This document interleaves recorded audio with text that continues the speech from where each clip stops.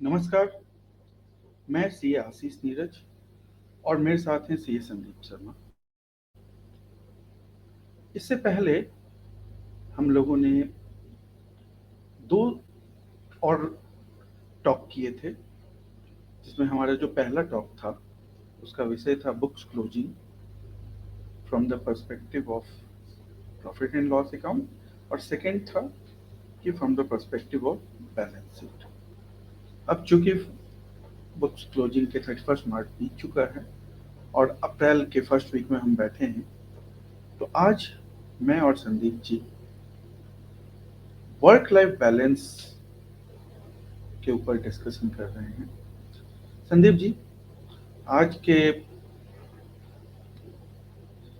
दौर में जो सबसे ज़्यादा इम्पोर्टेंट चीज़ है वो है वर्क लाइफ बैलेंस।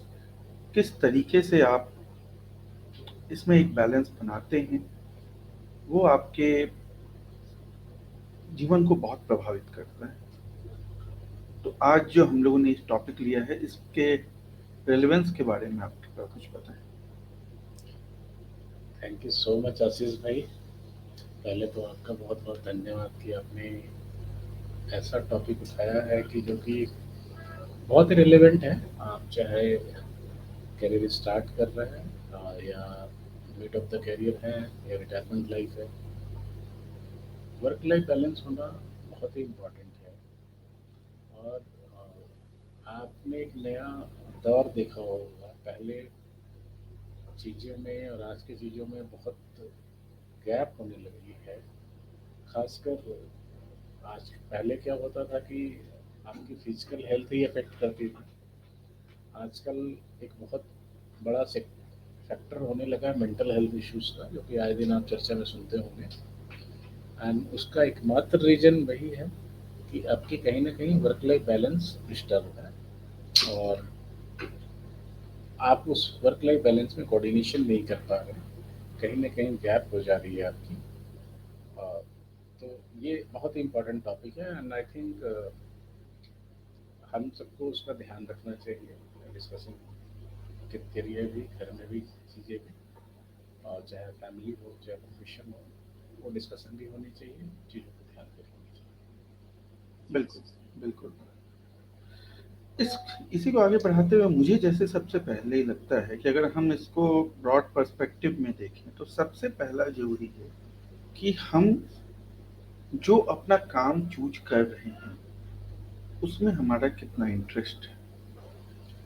अगर हम अपने काम से प्यार करते हैं तो ऑब्वियसली हमारा जो वर्क इन्वायरमेंट है, यानी हम अपने वर्क को एंजॉय अगर कर रहे हैं, तो हमारा एक स्ट्रेस लेवल ऑलरेडी कम हो जाएगा। क्यों? क्योंकि अगर हमें वो जो हम काम एक्चुअली कर रहे हैं वो हमें एक आनंद की अनुभूति देता है। हम लोग जैसे काफ़ी प्रोफेशनल्स हैं, या मान लीजिए चार्टर्ड अकाउंटेंट्स हैं, उनके बीच एक दुविधा रहती है जब वो अपना स्टार्ट करते हैं करियर, कि हम बिजनेस में यानी हम प्रैक्टिस करें या हम जॉब करें। कुछ लोग प्रैक्टिस को अपनाते हैं, कुछ लोग जॉब को अपनाते हैं। तो हमें अपना काम चूज करते समय में क्या क्या चीज़ों का ध्यान रखना चाहिए, इस पे अगर आप कुछ खास डाल।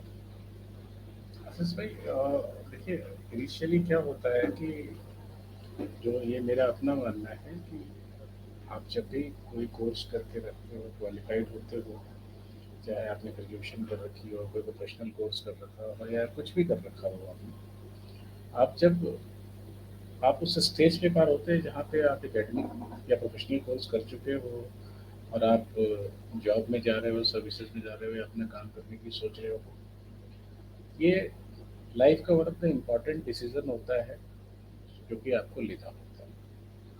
और इससे बहुत सारी चीज़ें अफेक्ट करती हैं, फैक्टर करती हैं आपको।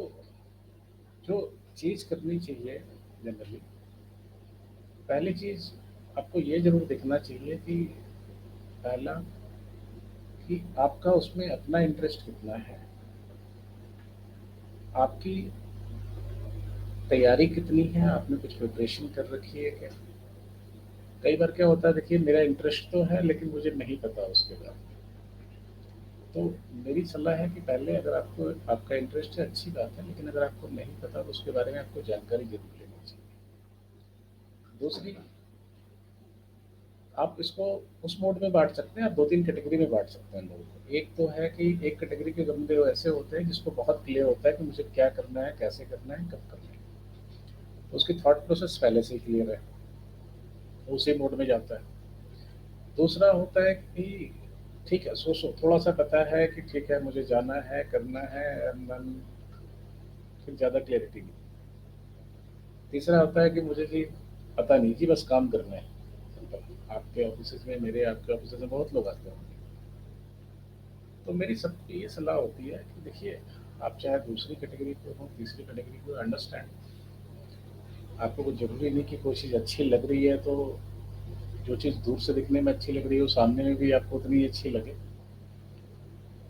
तो आपका जो इनिशियल फेज़ स्टार्टिंग का होना चाहिए, अगर आपने फर्स्ट कैटेगरी में नहीं हो, अगर आपने पहले से डिसाइड नहीं कर रखा है, फर्स्ट कैटे तो सेकंड और थर्ड कैटेगरी में तो आपको इनिशियली यही रखना चाहिए कि आपकी लर्निंग की मॉडलिटी होनी चाहिए। आप लर्निंग वाले मोड में रहें, साल, 2 साल, आपको 3 साल, आपको जो भी देना चाहिए, आपको लर्निंग के मोड में रहना है और बड़ा पेशेंस रखना है अपने ऊपर। अदरवाइज़ क्या होगा, देखिए क्या होता है कि अगर खासकर आप मेट्रोज़ का लेंगे, तो ये रियलिटी है मेट्रोज़ में कि अगर आपने ग्रेजुएशन कर रखी है, इट्स वेरी ईज़ी कि आपको इनिशियली आपको कुछ आए ना आए, 8-10 हज़ार के जॉब से लेके 30 हज़ार तक की जॉब आपको मिल जाती है, आप साल भर में ये टैप कर लेंगे। लेकिन क्या होता है कि अगर आप अगर शुरुआत में पैसे की तरफ भागते हो तो आपकी लर्निंग सारी छूट जाती है। मोस्ट ऑफ द लड़के केपीओज बीपीओज में चले जाते हैं या कुछ ऐसे काम में चले जाते हैं यहाँ पे पैसे तो आते हैं बट उनकी लर्निंग नहीं होती है। उनको फिर क्या लगता है, यार मैं इससे नीचे कैसे आऊँगा, इससे नीचे कैसे काम करूँगा। सिंस लर्निंग नहीं हुई तो आगे का आप वो डिसाइड नहीं कर पाते हैं कि आगे आपको क्या करना है। तो वो करियर में शुरुआत में ही बैक ट्रैक हो जाता है। इनिशियली मेरी सजेशन है कि आपको फोकस पैसे पे नहीं करना चाहिए। इनिशियली आप ये ज़रूर देखिए कि आपका इंटरेस्ट किसमें बन रहा है। मान लीजिए कि आपका आप हमारे फर्म्स का ही लीजिए, सीए फर्म का, आपको लगता है ठीक है जी मुझे सीए फर्म में ही काम करना है, या आपको ये क्लियर नहीं है कि अकाउंटिंग में जाना है, टैक्सेशन में जाना है, फिनेंसिंग में जाना है। मेरी एडवाइस है कि आपको पहले छोटा-छोटा थोड़ा-थोड़ा करके काम आपको सीखना चाहिए, समझना चाहिए। जब इनिशियली साल 2 साल आप जब लगा लेंगे, देन आपको रियलाइज़ होगा कि एक्चुअली आपको जाना कहाँ है। उसके प्रोज़ एंड कॉन्स को तब आप समझ पाएँगे। हर चीज़ का प्रोज़ एंड कॉन्स होता है। अगर आपको लगता है कि अकाउंटिंग फ़ील्ड है, ऐसी फ़ील्ड है जहाँ पे यार बहुत प्रॉब्लम है कि हर महीने क्लोजिंग होती है, हर महीने चीज़ें होती है, हर महीने ट्रांज़ैक्शंस बहुत होते हैं, आपको बचे रहते हो, तो भई टैक्सेशन में तो आपका पोस्ट अकाउंटिंग काम शुरू होता है। मोस्टली अगर आप इनकम टैक्स की बात ले लें, जीएसटी को छोड़ दें, तो इनकम टैक्स में, बाकी टैक्सेस में तो आपको पोस्ट अकाउंटिंग वर्क होता है। उसकी भी अपनी कंप्लायंसेस है, उसकी अपनी टाइम लिमिट्स हैं। फाइनेंसिंग के अपने टाइम लिमिट, अपनी चीज़ें हैं। आपको ये देखना है कि आप कहाँ फिट बैठ रहे हैं, कौन सा प्रोफाइल आपको अच्छा लग रहा है, आपका इंटरेस्ट कितना है ना? और आपके हिसाब से सूट क्या कर रहा है। काम को भी अच्छा बुरा, काम छोटा बड़ा नहीं होता है। हर काम के अपने प्लस फायदे हैं। आपको उस चीज़ को कैसे लेना है, आपकी अपनी पर्सपेक्टिव है। बिल्कुल, बिल्कुल। बहुत ही वैलिड पॉइंट्स बताए आपने। मेरा भी ये मानना है कि आप उसको चूज़ करते वक़्त ही इस चीज़ पे ध्यान दीजिए कि आप उन किसी भी काम को करने से पहले ये आपको कितना लॉन्ग रन में सैटिस्फैक्शन देगा, लॉन्ग रन में ग्रोथ देगा, इस चीज़ पे आपको ज़्यादा ध्यान देना चाहिए। उसके साथ ही एक बहुत बड़ा इम्पोर्टेंट कंसिडरेशन है फैमिली का, कि हम अगर अपने काम में कभी-कभी इतना मशगूल हो जाते हैं कि हम अपने परिवार को समय नहीं दे पाते हैं। इस चीज़ की ज़रूरत है कि हम एक अपने जीवन का, अपने डेली लाइफ का एक सही भाग अपने परिवार को ज़रूर दें।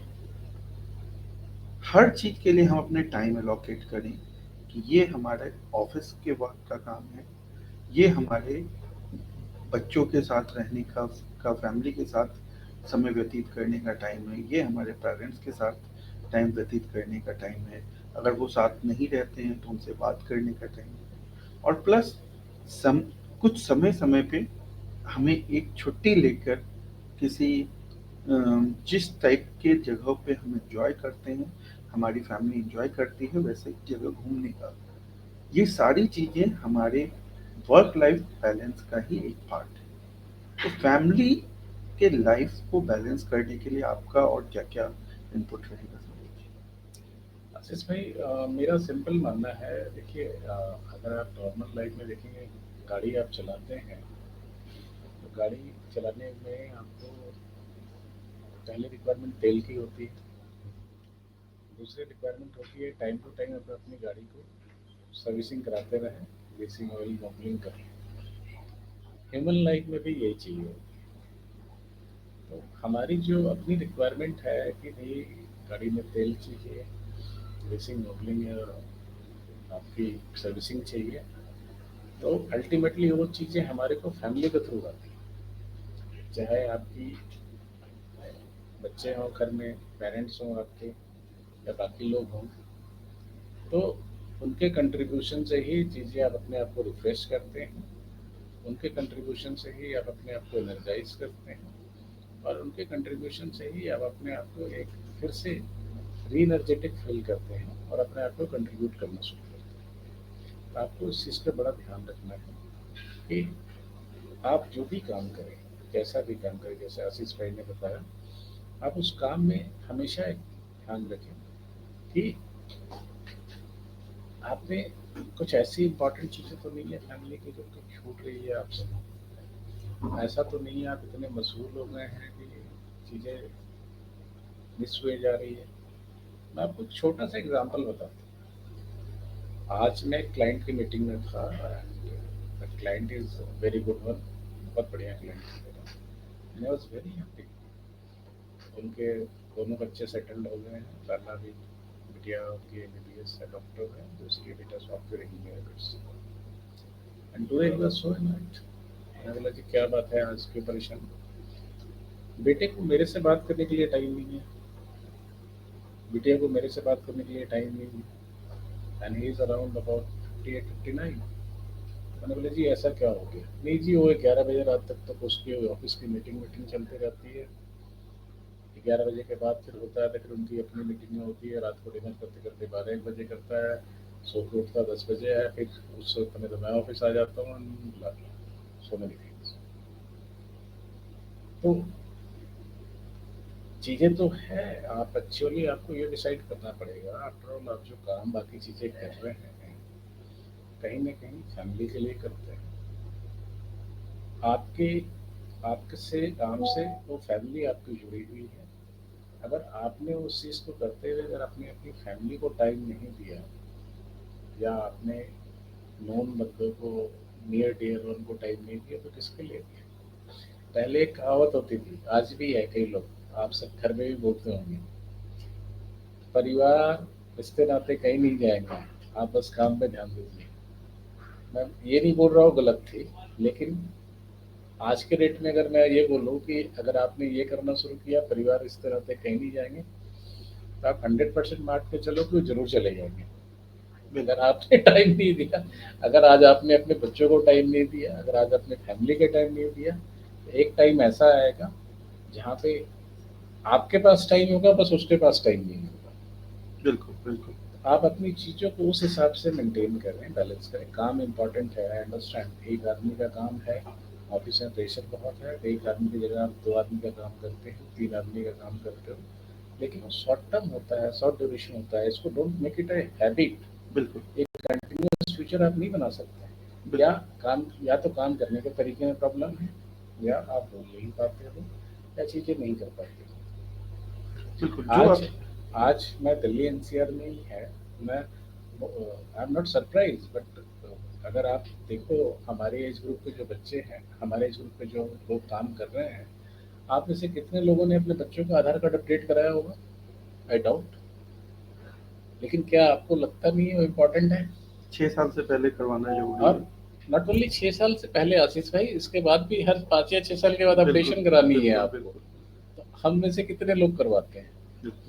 तो बहुत सारी चीज़ें हैं, छोटी छोटी चीज़ें होती हैं। सिंस आपके डियर नियर वन है, तो आपकी फैमिली है, वाइफ है, मदर है, बच्चे हैं, उनको लगता है यार हस्बैंड मेरा काम कर रहा है, पापा आपके काम कर रहे हैं, या बच्चा आपका काम कर रहा, तो आप छोड़ते हैं कि चलो कोई बात नहीं, उसको डिस्टर्ब ना करो। बट वो चीज़ें क्या होती है अल्टीमेटली, जब आप अपने उससे थॉट शेयर नहीं करते हैं, जब वो आपको अपने थॉट नहीं शेयर करता, आप अपने उससे थॉट शेयर नहीं करते हैं, तो अल्टीमेटली क्या होता है, जो मेंटल डिजीज जो प्रॉब्लम स्टार्ट हुई है, जो मेंटल डिसबैलेंस प्रॉब्लम जो स्टार्ट हुई है, जो आज के डेट में फिजिकल प्रॉब्लम से ज़्यादा लोगों को मेंटल प्रॉब्लम है, स्ट्रेस लेवल है, हाइपर टेंशन है, बाकी जो चीज़ें हैं, तो ये सिंपल रीज़न है कि आपने अपने थॉट किसी से शेयर नहीं किया। आप नॉर्मली देखिएगा, फैमिली सर्कल ऑलरेडी कम हो गई है। हमारे टाइम में थोड़ी फैमिली सर्कल में बुआ हुआ करती थी, तो बुआ दादी होती थी, मासी मासी हुआ करती थी, नानी, बहुत सारे लोग होते थे।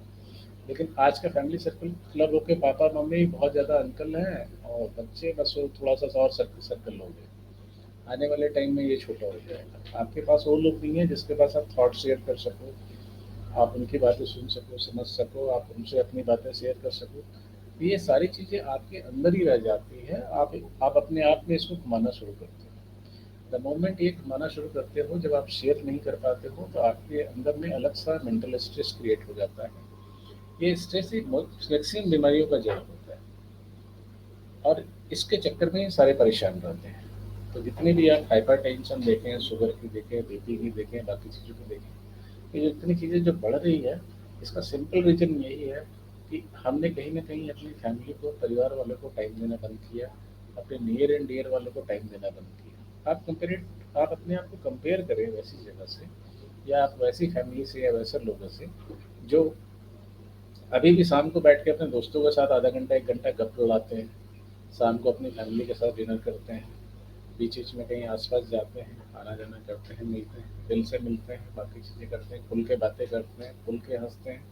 आप देखिए कहीं न कहीं उनकी health problem, health health health वाली चीज़ें आपसे फार फार बेटर है। बिल्कुल। और इसमें एक चीज और भी जरूरी है कि आपके पास जो भी काम है, जो आप काम कर रहे हैं, तो अपने काम को इस तरीके से करें कि आप उनको दो भाग में डिवाइड करें। पहला, कौन सा मेरा अर्जेंट वर्क है और कौन सा मेरा नॉर्मल वर्क है। अर्जेंट वर्क के साथ डेडलाइन होता है, तो आपको ये पता होना चाहिए कि आपको ऑफिस में जो अर्जेंट वर्क मिला हुआ है, यानी जो विद डेडलाइन है, उसको तो आपको किसी भी कीमत पे उस समय से पहले करना है या उस डेट से पहले करना है। अगर आप उनको प्रायोरिटाइज करेंगे कि आप सपोज आपको आपके पास अगले 3 दिन का काम है, लेकिन आपको सपोज लग रहा है कि कल एक इम्पॉर्टेंट डेट है किसी चीज का, तो जो नॉर्मल वर्क अगर आप आज कर लेंगे, तो फिर कल आपको उस इम्पोर्टेंट वर्क के लिए, मान लीजिए वो 1.5 दिन का काम है, तो फिर कल आपको वो उस टाइम उस पे 1 दिन देना ही पड़ेगा, प्लस एक्स्ट्रा आवर्स भी देने पड़ेंगे। क्यों? क्योंकि आपको वो डेडलाइन कल मीट करना है, और फिर परसों आपके पास से उतना ज़्यादा काम नहीं रहेगा। लेकिन अगर आप इन दोनों कामों को पहले से प्लानिंग कर लेते हैं, तो आप पहले ऐसे अर्जेंट वर्क को कर लीजिए, ताकि आपको अपने एक्स्ट्रा आवर्स पे नहीं जाना पड़े। कभी कभी जब डेडलाइंस होती हैं तब तो आपको करना पड़ता है, बट नॉर्मल समय में अपने प्लान को, काम को ऐसे ऑर्गेनाइज कीजिए ताकि आपके पास हमेशा ज़्यादा प्रेशर नहीं हो। जब बहुत ज़्यादा कोई प्रेशर वाला मंथ है वो अलग बात है, बट आपके नॉर्मल प्लानिंग इस तरीके से होनी चाहिए कि important work versus normal work, उनमें एक बैलेंस हो। एक मुझे एक कल ही मेरे एक मित्र थे उनके साथ में मिला था, बातचीत हो रही थी।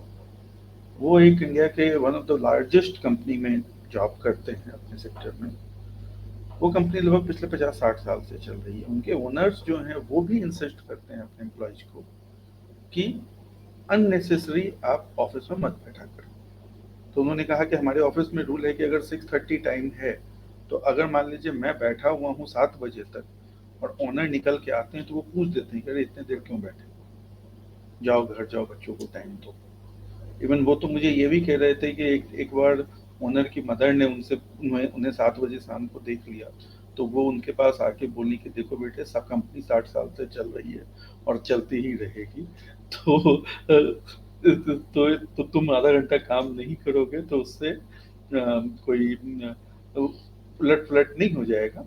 उनके कहने का ये था कि इम्पोर्टेंट अपने फैमिली को भी दीजिए, हाँ, बट आपका जो काम है उसको पहले इस तरीके से मैनेज कर लीजिए कि आपको एक्स्ट्रा बैठने की जरूरत नहीं पड़े। अगर मेरे पास जो गिवन टाइम है उसमें मैं उन इम्पोर्टेंट चीज़ों को पहले कर लूँ, ताकि मेरा जो नॉर्मल काम है जो कल भी हो सकता है तो वो कल कर सकता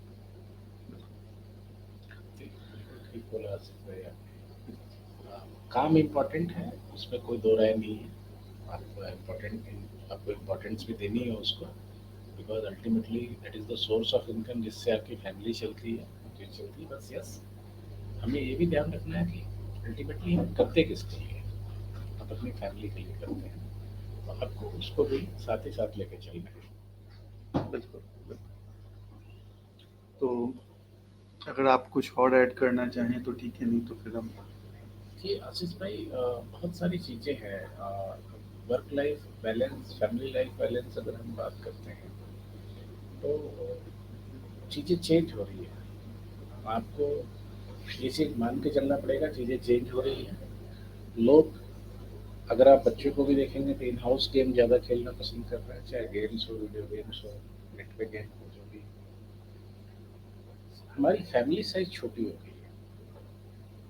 हमारा सोशल सर्कल आजकल सोशल सर्कल नहीं रहा, सोशल मीडिया सर्कल हो गया। मीडिया सर्कल ज़्यादा हो गया, नॉर्मल सोशल सर्कल कम हो गया। मेरी आपको दो तीन सलाह होगी छोटी छोटी, आपको जरूर करना चाहिए। आपको यू विल फील कि आपको अच्छा लगेगा। पहली चीज़ कि आप जिस किसी भी प्रोफेशन से हैं, आपका ज़रूरी नहीं कि आपका फिजिकल फ्रेंड सर्कल उतना ही रहे, उतना ही बढ़ रहा है। सोशल मीडिया सर्कल की भी हम बात नहीं कर रहे हैं। तो मान लीजिए मैं सीए हूँ, तो ज़रूरी नहीं कि मेरे सारा सर्कल फ्रेंड सीए का ही हो। मेरे एक दो ऑटो ड्राइवर भी फ्रेंड हो, एक दो इंजीनियर भी फ्रेंड हो, एक सैलून वाला, एक दो जो मैं जानता हूँ उससे भी मेरी अच्छी बात होती। तो होता क्या है कि जब आप रीजन इसका तो सबसे बड़ा है कि अगर आप डाइवर्स फील्ड वाले लोगों से बात करेंगे, चीज़ें करेंगे, तो आप अपनी जब एक्सपीरियंस शेयर करेंगे, जब उसकी एक्सपीरियंस शेयर करेंगे, तो then you will come to know कि आप कितने एडवांटेज पोजीशन में हैं, या वो अपनी लाइफ को कैसे मैनेज कर रहे हैं, क्या कर रहे हैं। और आपको कहीं ना कहीं अपनी चीज़ों के लिए बेटर सोल्यूशन मिलेगा, और आपको बहुत कई चीज़ों में हेल्प आउट हो जाएगी। सेकंड, बच्चों को लगता है कि घर में बहुत ज़्यादा है। मैं आजकल बड़ी देख रहा हूँ, मैं अपनी पर्सनल लाइफ में भी देख रहा हूँ।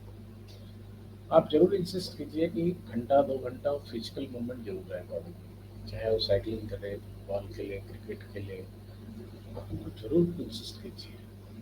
आजकल आए दिन मैं देखता हूँ कि ठीक है जी, पढ़ाई है, क्लासेस है, होमवर्क है, नहीं तो हम बच्चों पे अननेसेसरी इतनी प्रेशर डाल देते हैं कि बस एकेडमिक तो करता ही करता नहीं, he must know, his my child, he must know 1 और 2 इंटरनेशनल लैंग्वेज, उसकी क्लासेस भी करा दिया। अरे नहीं, वो कंप्यूटर में कैसे कम रहेगा, उसकी भी क्लासेस करा दिया। अरे नहीं, वो स्पोर्ट्स में, नहीं नहीं, उसका बेचारे का मन स्केटिंग करने का है, आपने ज़बरदस्ती उसको स्विमिंग में डाल दिया, आपने जब जबरन उसको क्रिकेट में डाल दिया। तो जनरली क्या होता है कि जो पेरेंट्स होते हैं, जो अपने अपनी जो चीज़ें, अपनी इच्छाएं जो आप नहीं कर पाते हो, आप उठा के एक थैला बना के अपने बच्चे के ऊपर थोप देते हो। मेरी बिल्कुल सलाह है, ना करें। स्ट्रेस ज़्यादा ना डालें। स्कूल में पढ़ लिया, होमवर्क कर लिया, खुद पढ़ाई कर लिया, उसको जरूर टाइम दें पढ़ने करने की। आप हर सब्जेक्ट की अलग अलग ट्यूशन क्लासेस कर सकते हो। बच्चा 4-5 घंटे तो कोई स्कूल में लगा के आता है, 4 घंटे और वहाँ से भी लगा के आता है। वो बच्चा है, वो एट लास्ट वो भी फ्रस्ट्रेट हो जाता है। ठीक है, अपनी बातों को उस मोड में नहीं बोल पाता है कि मुझे फ्रस्ट्रेशन हो रही है, चीज़ें हो रही है। और अल्टीमेटली क्या होता है कि आप फिर से ऑफिस से जाके बाहर जब जाते हो, अच्छा रिजल्ट ठीक नहीं आया, आप दो बातें उससे बोलते हो, आप डांटने मोड में आ जाते हो, आप उससे नाराज हो जाते हो, चीज़ें आ जाते हो। तो अल्टीमेटली क्या होता है कि आपकी फैमिली में वो डिसकंटेंट हो जाता है, और चीज़ें होने लगती है, और आपका अपना भी स्ट्रेस लेवल बढ़ता जाता है। आप एक नॉर्मल उठा के देखिए। आपको मैं छोटा सा एग्जांपल दे रहा हूँ। आपको लगता है कि मैं भी लगेगा क्या बचकाने एग्जांपल है, बट आप नॉर्मल एग्जांपल देखिए। हमारे देश की पार्लियामेंट को देखिए। पार्लियामेंट को उस एंगल से मत देखिए कि बहुत सारे करप्ट लोग हैं, चीज़ें हैं, ये है वो है। तो आप उस एंगल से मत देखिए, मेरी सलाह होगी आप नेगेटिव एंगल से कहीं ना देखें, बट आप पॉजिटिव एंगल से देखें पार्लियामेंट में। Parliament is a house that represent people of India. तो डिफरेंट भांति भांति के लोग हैं, चीज़ें के लोग हैं। अगर 500 कुछ मेंबर हैं पार्लियामेंट के, तो क्या 500 का 500 टॉपर होगा अपने स्कूल का या क्लास का?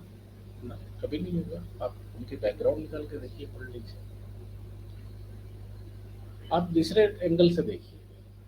आप मैं कभी कभी इस बात में सोचता हूँ, आप भी सोचते होंगे, हमने अपने चीज़ों को स्ट्रेस लेवल ऐसा डाल रखा है चीज़ों के। आप बहुत ज़्यादा टॉपर होते हैं तो 10th के बाद होता है जी पॉलिटेक्निक कर लो, पॉलिटेक्निक कर लो, पॉलिटेक्निक कर लो। तो हमारे यहाँ जनरली हमारे कंट्री में जो बहुत ज़्यादा ज़्यादा समझदार, ज़्यादा पढ़ा लिखा होता है तो बैंक में क्लर्क बन जाता है, रेलवे में नौकरी हो जाती है, या किसी पीएसयू पे लग जाता है। थोड़ा उससे ज़्यादा, उससे थोड़ा सा कम समझदार होता है तो हमारे जैसे प्रोफेशनल बन जाते हैं, या डॉक्टर बन जाते हैं या एडवोकेट बन जाते हैं। थोड़ा जो उससे कम समझदार होता है एनी हाउ नौकरी वोकरी में करते हैं, छोटी मोटी नौकरी करते हैं, लेकिन खुश रहते हैं, लाइफ में अपनी खुश रहती है। हो सकता है वो हमसे हमसे आधा ही कमाए, आधा से कम कमाए, लेकिन खुश रहते हैं।